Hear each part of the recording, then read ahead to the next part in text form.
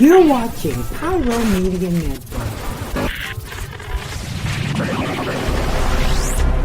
I gotta tell you something I could do. I could be running around chasing you, but I won't. Cause I got better things to do. Rather spend my precious time chasing somebody who loves me too. If I got $1 for every time you slam the door, I would be the richest girl alive. If you hadn't run away every time I asked you stay, you would sleep right next to me tonight. And you didn't know me, all you wanted was a game to play, and you couldn't handle that I had my ways. I found your tricks and your side chicks, I'm a winner, babe. But you didn't win this, it's a part of the game. In the beginning I just didn't know.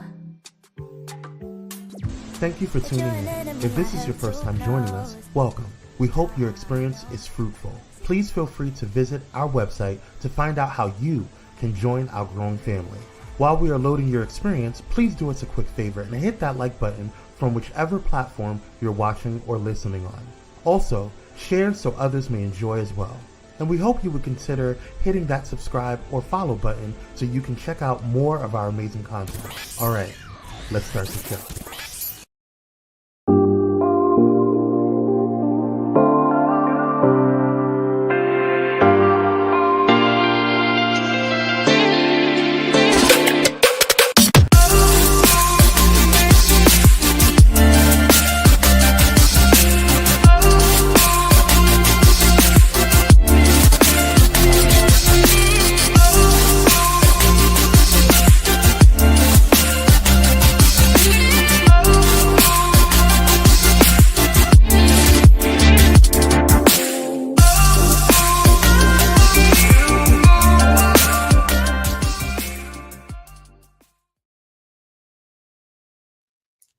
Hey.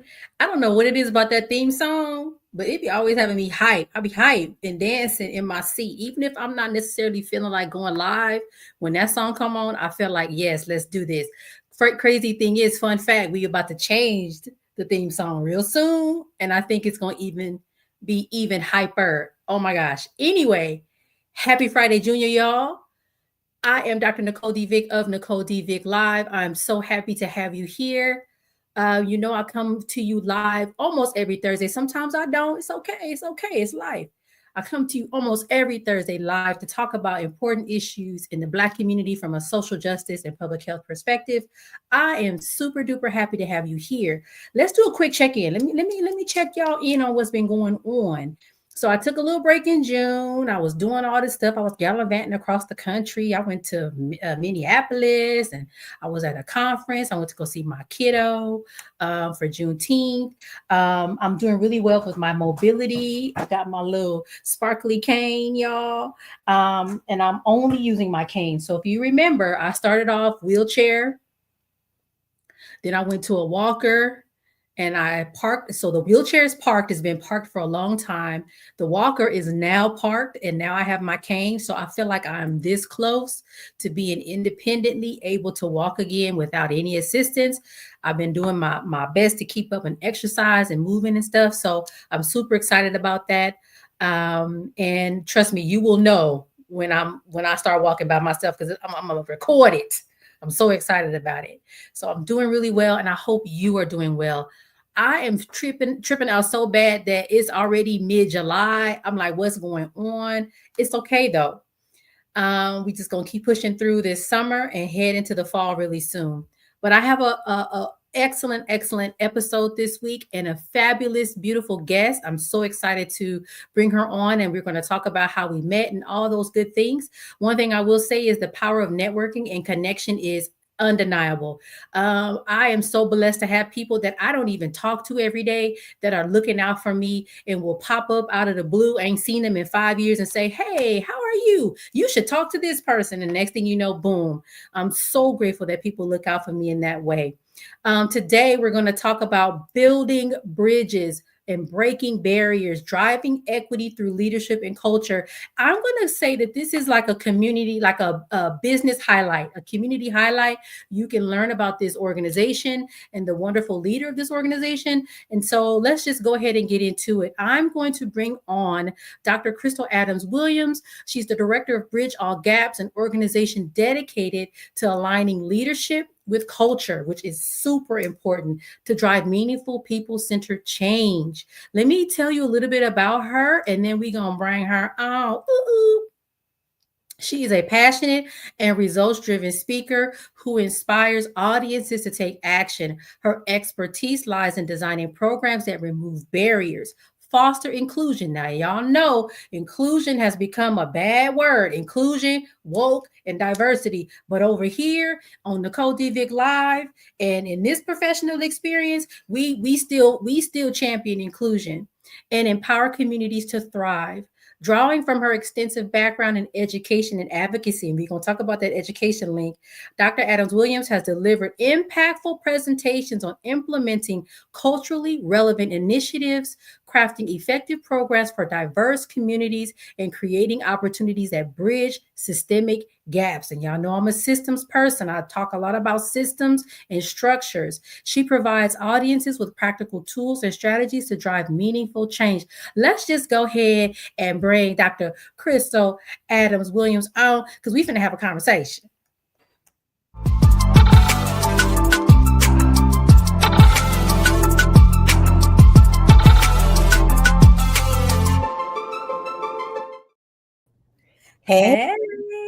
Hey, thank you for having me. I'm so excited to be here. Thank you so much. I'm so excited to have you here. So let's just jump right into how we met. So we have a mutual friend, mutual associate, and I feel bad now because I should have sent her the link to the episode. We can send it to her tomorrow. My bad. And she had reached out to me. I've known her for a long time when she used to work at my job. I don't say what my job is, but she used to work at my job, and then she moved to a different job. And she was reaching out, and she was like, "Do you know Crystal, Dr. Crystal Adams?" And I was like, "No." And she was like, "Well, here, I'm gonna connect y'all." And then the connection was made.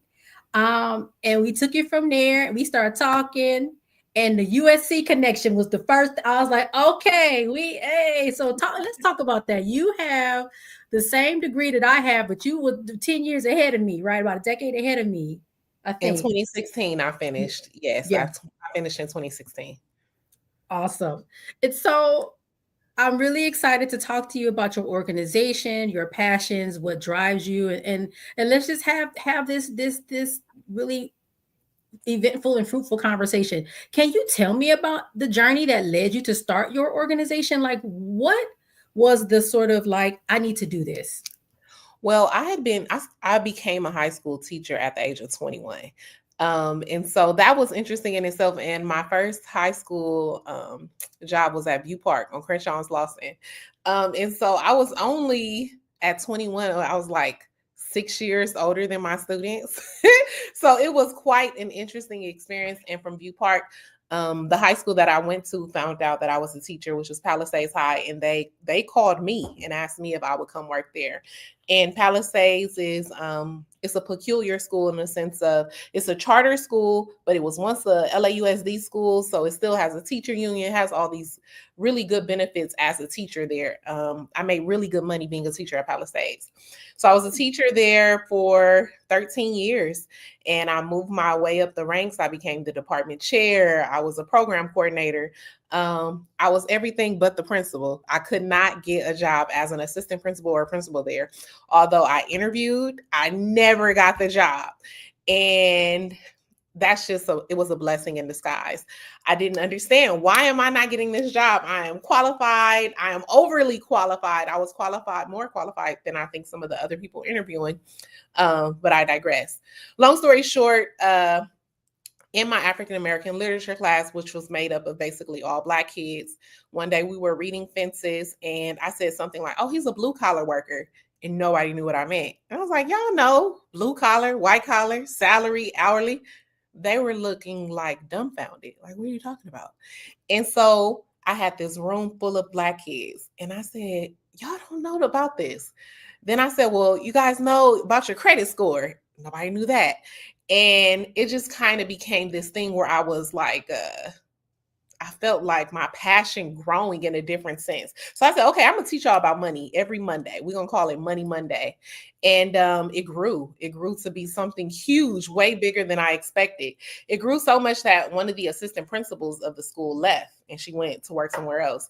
And she called me and she said, where'd you get that from? And I said, I made it. And she said, can I have it? I said, you can't have it, but y'all can buy it. And that was the birth of Bridging the Gap. And so this kind of happened very quickly over COVID. And when she bought it, another school bought it, another school bought it, and it just kind of grew legs on its own. But mind you, I was still a high school teacher.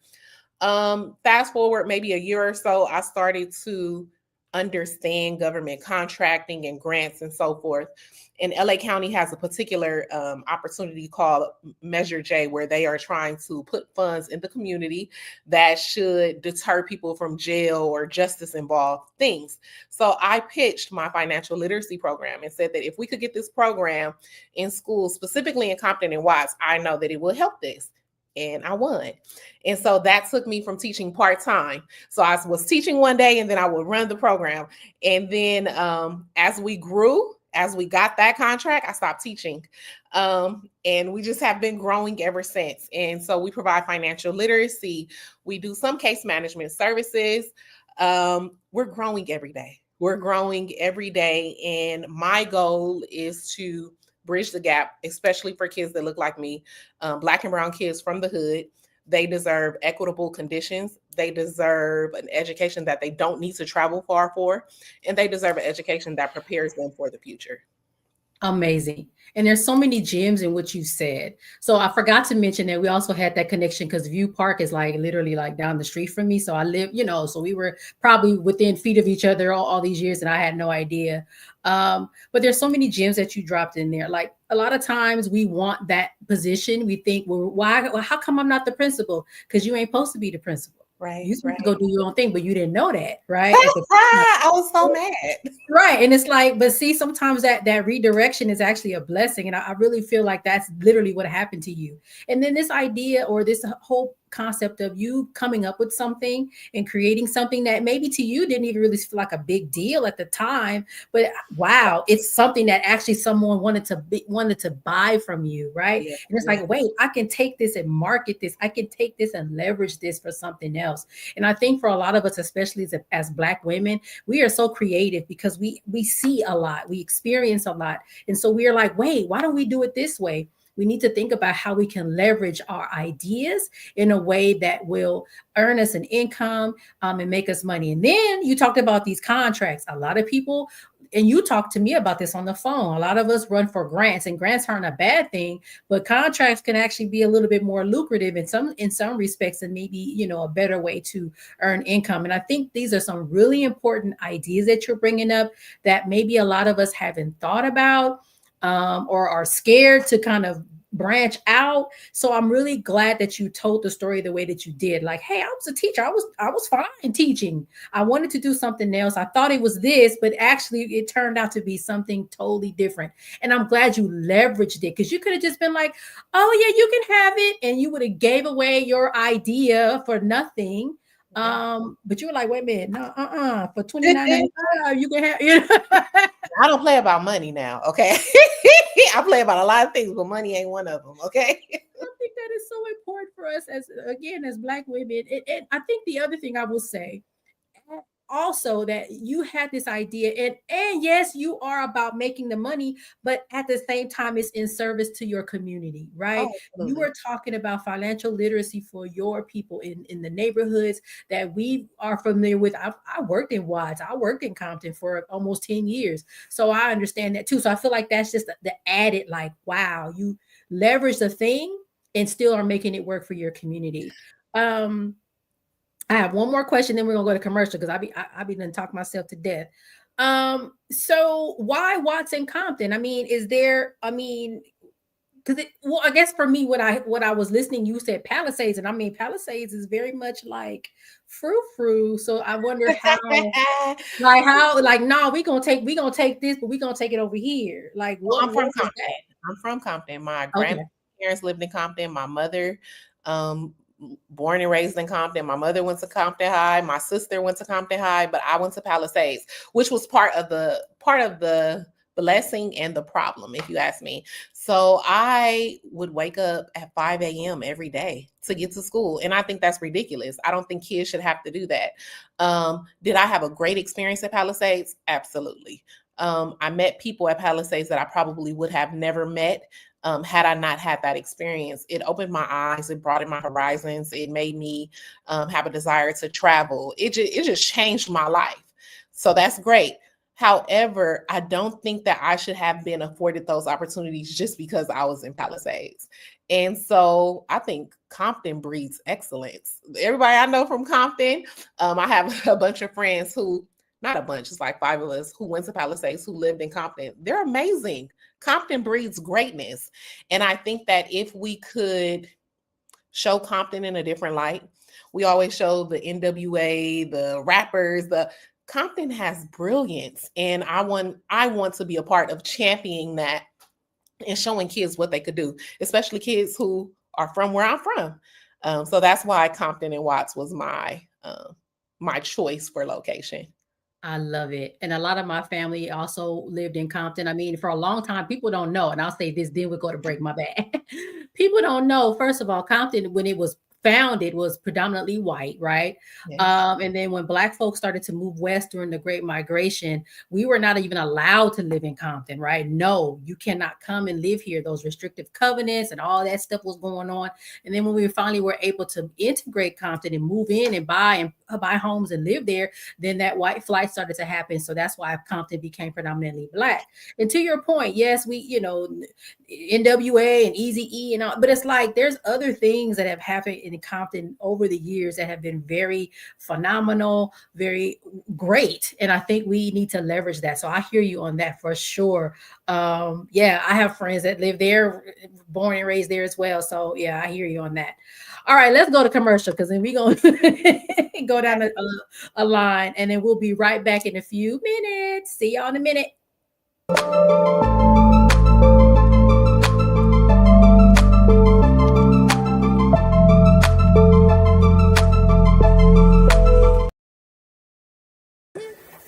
Hey, it's Pastor Kim from It's Just Kim Live Show, and you're watching Pyro Media Network.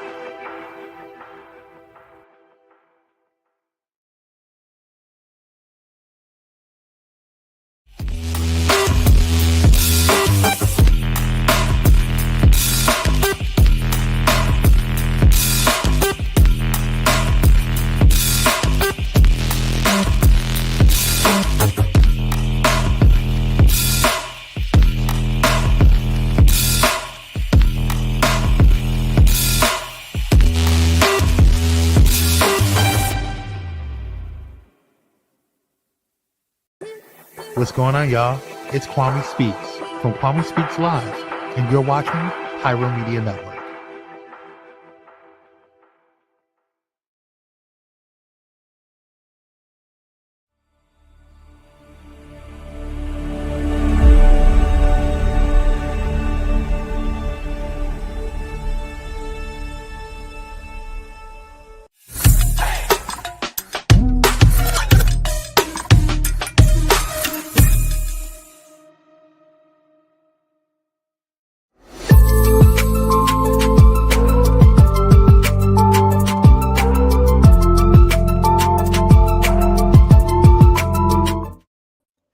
And we're back. Hey, we're here with Dr. Crystal Adams Williams, and we are talking about her organization, sort of how she started it, why she started it, and we're gonna go down a whole bunch of different roads. We just talked about the duality that she experienced living in Compton, going to school in Palisades, and I will also say, speak to that duality. I feel like I've also experienced in my life, like lived in South LA, but I went to parochial school, and I remember my mama sent me to public school. I went to Audubon Junior High. I was confused. I'm like, what is going on? What is happening? Like, it was teen moms and stuff. I'm like, what is going on? And so I always felt like I had walked this interesting line, right? Like, okay, I'm in the community, but then I have a different experience than everybody else. And I'm like, I felt like a weird thing. But to your point, it showed me a lot of different things. It gave me a different perspective.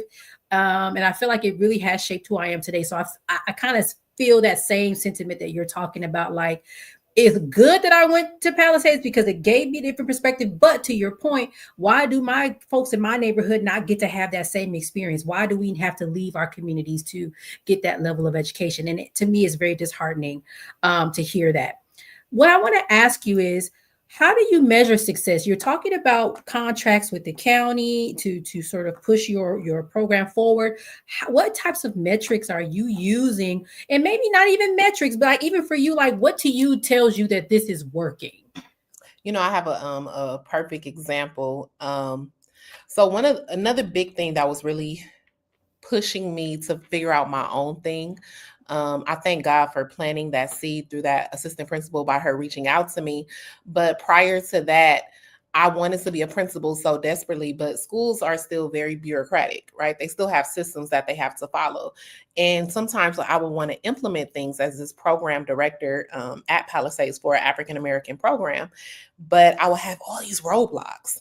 And so one of my students at Palisades, he was actually in my last bunch of students in my senior class. I stopped teaching at Palisades mid-year because I got this contract, right, where I have to go. And I always wondered about him and another young lady. I'm not going to say their names for their privacy, but it was two students who I was really, really concerned about. The young man, I was concerned about him because he really kind of he just needed someone to be tough on him. And other teachers would talk about him, say he's lazy. And I was like, he's amazing. You just kind of got to yell at him and make him sit in front, but he's great. And then another young lady, her mother passed away senior year. And I really had a connection with her because I lost my mother shortly after I graduated from high school. And so I felt bad leaving them. Long story short, once I got this contract and we also got another contract where we were running a youth center, and that's where we were able to provide more intensive services. I called one of my friends at the school and said, do you know whatever happened to these two kids? And she said, well, the girl, I think she went to college, and the boy, he dropped out shortly after he left. And I said, okay. And the way that the school works, sometimes the particular program that I was working at Palisades, sometimes the kids would have messaged the teachers. And I said, can you see if you could find his number, his and her number? I want both of their numbers. A few days went by, she gave me the numbers, and I called both of them. And she was in college, and she told me where she was, and we arranged for me to go see her. And he did not answer. So I sent him a text, hey, this is Dr. Williams, call me. He finally called back, and I said, what are you doing? He said, nothing, sitting on the couch. I said, you want a job? He said, I do. And I said, where do you live? He said, I live in Compton. I said, you live in Compton? And I told him where my office was. And I said, you come here tomorrow. No, I said, as a matter of fact, I'm gonna have somebody come pick you up. And so he was one of my first youth workers. And so over a period of 6 months, he got his high school diploma. He got a job, his license, and he got accepted into multiple colleges. He got accepted to Cal State Dominguez and also Cal State Monterey Bay. And through the EOP program. And so I knew what I was saying worked. I knew he wasn't a student that should be thrown away. However, kind of the roadblocks that schools have sometimes, students fall between the cracks when they don't quite have to. Oftentimes, I think students, especially students of color, and especially boys, and the reason why I think boys of color need that additional touch, historically, and statistically, schools are female-based. And not only are they female-based, they're heavily white female-based, which is why you have a saturation of Black boys in special ed. And oftentimes they're in special ed not for, I'm not going to say real reasons, but not for real reasons. Oftentimes they're just described as emotionally disturbed. And the reason why they're titled emotionally disturbed is because they can't really find anything else wrong with you. But you, this Black boy in this white lady's room, you're a problem because she doesn't really know how to handle you. She doesn't really know what to do with you. And she doesn't really know how to bring in culturally relevant material that is going to take your attention to make you pay attention in the classroom. And so what happens is we have this flood of boys. And so And we know this. This is not a secret that I'm sharing. And so if we know this, this is me thinking I want to be a principal. If we know this, we know that historically this has happened to boys. And so now I have 200 Black boys who are all failing English or failing this. Or if I know this as a professional, shouldn't I create a program to kind of help safeguard them? Like, what can I do to coddle this group who we have not provided the services that they deserve? And I fought for that. But how many schools going to implement a program just for Black boys? Right. Especially when the Black boys are a minority. And so now I'm able to do those things. And not oftentimes, the programming that I'm talking about, it works for Latino boys as well. It works for kids in the hood. It works for marginalized kids. So there's by Yuri Brockenbrenner, there's this theory of, I'm sorry, tell me if I get too technical. No, I'm laughing because I'm like, girl, give me PTSD. Right, you have your ecosystem as a human, right? And you have your system that's closest to you, your macro system, and then you kind of grow. It's been a minute, so I may not have all the systems down, but essentially, for lack of a scientific description, you have all these circles and you're in the middle. And science says that every circle impacts the next circle. So the biggest circle on the outside is time and history. Time and history impacts everything. Then you have like politics, society, right? Then you have stereotypes. And then you have like your inner circle, which is your family, your church, your teachers. And so during my dissertation process, I followed 8 Black boys for like a 2-month period. I followed them to their classes, and it was 4 Black boys at Palisades and 4 Black boys. I don't think I'm supposed to say the school. Never mind. 4 Black boys, 2 different types of schools. Mm-hmm. And what my research found was that the boys who had a very strong macro system, the system right next to you, they were able to deter all that outside noise. And so that lets me know schools, teachers, parents, we have the ability to change the direction of our kids. We can do it if we create a system and a village that is all speaking the same language. And so I desire to create programs where Black boys thrive. Yeah. When my first day at USC, I remember they said they had everybody stand up and explain why they enrolled in this program. Now, me, I am just someone whose life has been orchestrated by God, and I oftentimes don't even know why He puts me in certain places. And so I went to USC because my principal at View Park, Dr. Darnice Williams, told me to go to USC. I'm not lying. During professional development, she kept saying, you should go to USC. I went to that program. You need to go. And she asked me so many times that I finally just applied. And so anyway, we were sitting there, and I was only 23 when I started going to USC, 23 or 24. And all these people are standing up saying why they have pursued this. And they're a little older than me. And I remember this one lady stood up and she said, I'm here because I have 2 daughters and I want to improve the world for them. I was like, wow, that's powerful.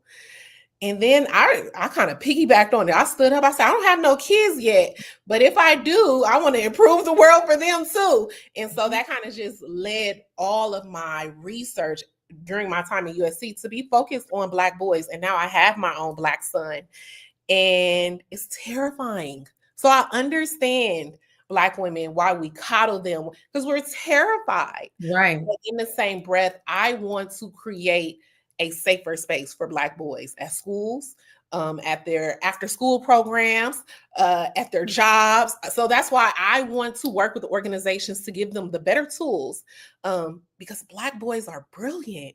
They're amazing. And I feel like what happens is, and I think what your program is doing is giving them a playbook when the society has decided that they don't deserve any of that. You're trying to give them those tools, and you are giving them those tools so that when they go into the world, they have something that they know, okay, I know my path. And like I said, society literally is like, you don't deserve that. You don't deserve that. You don't deserve a handbook, a playbook, or anything.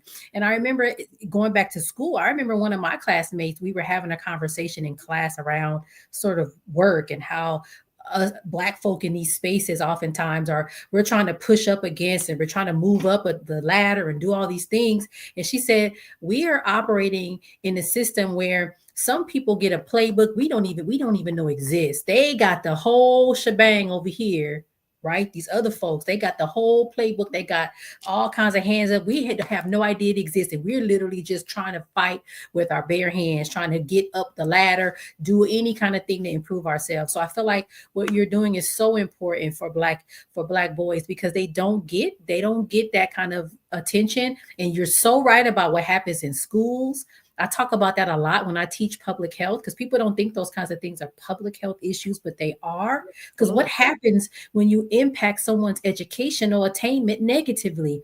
It affects their health outcomes. Because what happens when you don't graduate from school and you don't go to college, so then you can't get a job that has paid time off and a pension and health insurance? What happens to your health outcomes? So when you mess with people's educational attainment, you mess with their life expectancy and their health outcomes. So I draw those same lines that you just drew in a public health course and say, that's why we need more Black teachers, specifically Black male teachers in schools, because studies have shown that Black male teachers actually do help all students improve, not just Black students. So, and my students are looking at me like, what? And I'm like, absolutely. And it was funny because at Palisades, I was not only Black teacher in my department for a long time. And I became the department chair. And I was doing it with one of my very dear friends. She's still one of my very dear friends. And she's white. And she said, a parent approached her and said, I'm looking for the chair of the English department. And her, being my buddy, my compadre, and we worked together. She said, oh, I can help you. And he said, no, it's not you. And she said, well, how do you know it's not me? I haven't even told you my name. And this parent kept insisting, nope, you are not the person my child told me to look for. And so it was amazing to have students from a different socioeconomic background experience this Black girl from Compton. It was just as important for them, because I would love to just share me, and they would get to know me. And oftentimes people who live in these kind of bubbles, in these communities, in these suburbs, they don't experience us. They don't. And they just experience us by third party, by TV. They get the image that TV gives them, and it's not real. It's not realistic. We don't all act like the Black girls on the Zeus channel. It's just, we don't do that. And so I am just as important for them. And I also don't want to leave out Black girls. Like, I'm rocking for my girls, because what also is very important to understand of why we need to focus on the Black men, why they need Black young boys. Because we got to give our girls people to mate with. See, because we have created we've created this imbalance, right? We've created a stairwell. Black girls know how to go out there, go to college, we've created that, right? You see on Instagram all the time, Black Girl Magic, you see the Essence Festival, all these Black educated women, you see these memes where it's like the Black woman is the fastest growing educated woman, but we need a Black man. We need Black men. And so collectively, we need to save the Black family. We have to do what we need to do to help our boys get the support that they were robbed of so long ago. Right. And I feel like they have definitely been left up behind. I don't know what happened and why the expectation was that they would figure it out. And I feel like that somebody had to have made that decision, because I'm like, why did they think that? Because you're right. I feel like we got the memo. We got the assignment. We understood it. Everybody, from me as a child, my great grandmother told me, you're going to be Dr. Vick. She told me that I was a child, and I never forgot it. So I don't know, did my brother get? No, but it's just the makeup of Black boys and Black women. We coddle our boys while we are very rough and hard on our girls. We have very high expectations, especially the women. And whether or not it's fiction or nonfiction, but the Willie Lynch letter kind of lays this out. And if you go and read it, whether or not you believe that it's real or fictional, whoever wrote it was They did a very good job at explaining what we do. And just to give the audience a very quick understanding of it. So in the Willie Lynch letter, the slave master says, I'm going to tell you how to break the Black people for generations to come. You're going to go and you're going to take your strongest Black male slave and you're going to beat him almost to the point of death in front of the wife. You have to do it in front of her and the children if possible. And what you're going to do is you're going to teach him to be physically strong and mentally weak. And you're going to teach that woman to be mentally strong. And so what she is going to do now, she's going to stand in front of that man and she's demasculating him. The master is emasculating him, stripping away his manhood. And Black women do it all the time. I have to catch myself with my own son because I'm like, he's my baby. And I'm so nervous of the world, police brutality. I just want to protect him. I want to stand in front of him, but I can't because I have to let him be a man. And so I understand it. And so we have created this imbalance that we need to fix. We need to rectify and we need to do it quickly. And it's really hard too, because to your point they're very real threats. This is not imagined, right? There are Black men that go outside to mind their business and they don't come back by virtue of our system. So it's like, to your point, it's not imagined fear. It's not imagined, desire, this stuff happens for real, but I hear you. So I agree. And I think what you're doing is really beautiful. One of the things I want to say, and then we're going to talk about for you, what's next for you. The other thing I want to say to kind of carry the line from what you were talking about as far as you being that Black teacher in that school and then students. When I taught at Occidental College, I always said to myself, I'm the Black girl. I'm giving you the Black girl magic version of public health, because I was like one of the only Black professors teaching that course. And then I started at some point, I can't remember when, at some point I started asking, when did you get your first Black teacher? I would ask my students that, when did you get your first Black teacher? And without fail, every semester, there was at least one or two or three that said, you, Dr. Vick, are my first Black teacher in my entire life. You're my and first. I'm like, dang. And and to your point, I'm like, I feel honored. I said, well, let me tell you give you the Crenshaw and Slauson, South LA, so you can see, like, this is what it is to be taught and led by a Black person in this space. And it meant a lot. So I just want to kind of complete that line. Like, you're talking about it in high school, and it happens also in college. And a lot of those students they're not Black. They are like, I never had a Black teacher until I got here in this space right now. And I'm like, dang, well, glad you're here. Because listen, here, we finna have a good conversation about a whole bunch of things, right? So, yeah. And it's life-changing. I never had I had one teacher who looked like me. And let me make a full story, a full circle. So I had one Black teacher in my entire time at Palisades. And that same teacher worked her way up to assistant principal at Palisades. And that is the same teacher who called me and said, you come work here. And that is the same teacher, when she left, she bought my curriculum. How about that?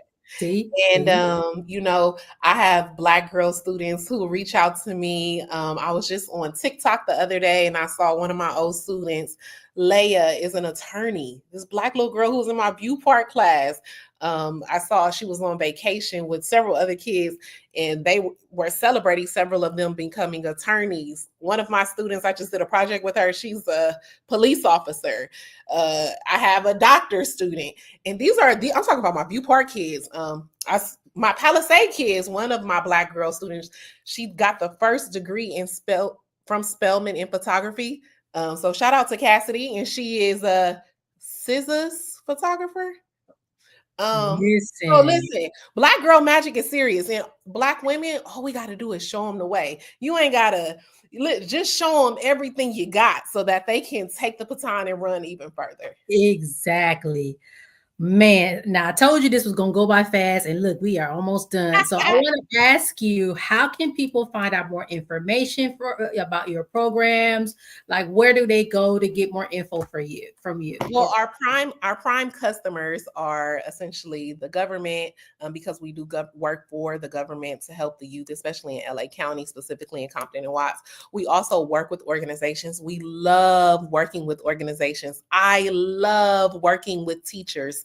At Palisades, for a period of time, I was a trainer for the teachers. I was the literacy coach, helping teachers understand how to implement more literacy in their classroom, even if it wasn't an English classroom, how to work on classroom management, culturally relevant pedagogy. I love working with teachers. And so if you're interested in working with my organization, you can always find us on our website, bridgeallgaps.com. And we come in and we have a good time and we share practical tools that can help everyone. While we love to help students of color, what we will share will help everyone. And so I'm committed to that process. I'm committed to that goal. And thank you for having me. Awesome. Thank you so much for being here. See, this was great. I know, and I want to shout out Elaine because Elaine was the one that connected us. I'll make sure I email her and give her the link so she can watch the episode. But I thank her for that. And I appreciate the connections. And I'm glad we were able to talk and connect. And we got some stuff to talk about anyway, because I'm like, wait a minute, I want to retire soon. And I need to learn how to do these contracts. So I can. Thank you for saying that. We have a contract class coming up in September. And it is for anyone who wants to learn government contract, because we get these calls. Well, I get these calls all the time. And I have said, okay, I'm going to commit to doing it. We're only taking 20 people and it is going to be a weekend course. And so you can follow our website, and from our website, you can find our Instagram, but everything will be posted there shortly. Awesome. Okay. Let me get myself together so I can be ready. All right. Thank you for being here. Thank you for joining us. All right, everybody, you know where to find me. I'll have a website, www.NicoleDvick.com. On that website, you can find my books. You can find podcast episodes. You can find all sorts of things there. I have how many books now? 3. So what's the first one? I don't forgot my name. Oh, Lord. Pushing Through, Finding the Light in Every Lesson is the first one. Push Through 52 Weeks of Light in Tough Times. And then the latest one is the anthology, Triumph in the Trenches, Volume 1. There's actually a Volume 2 out. I'm not in that volume, but you can get that. And all those books are on my website. What else is going on? Oh my gosh, you guys. I'm on social media. Me and my daughter were talking about my LinkedIn. She was like, Mom, you need to fix, we're going to help you fix your LinkedIn because it's a little dry. I'm like, my bad. So you can find me on LinkedIn. I sometimes pop in. I got stuff to say. Instagram. I think Instagram is going to become more of a personal Instagram, but that's fine. If you want to see what I'm doing, that's fine. And then I don't know about TikTok. Y'all might leave TikTok behind. I ain't been on there in about a year. We'll see. Oh, I love TikTok. I'm trying to think. There was something else I was going to say. I'm going to be presenting in October at a conference in Pittsburgh. I'll keep you posted on that. I'm so excited about that. I've traveled more with my disability than I've ever traveled ever in my life this year. So I'm really proud of myself on that. But anyway, y'all, thank you so much for watching. We will see you next week. Until then, take care. Bye. God bless you. Bye-bye.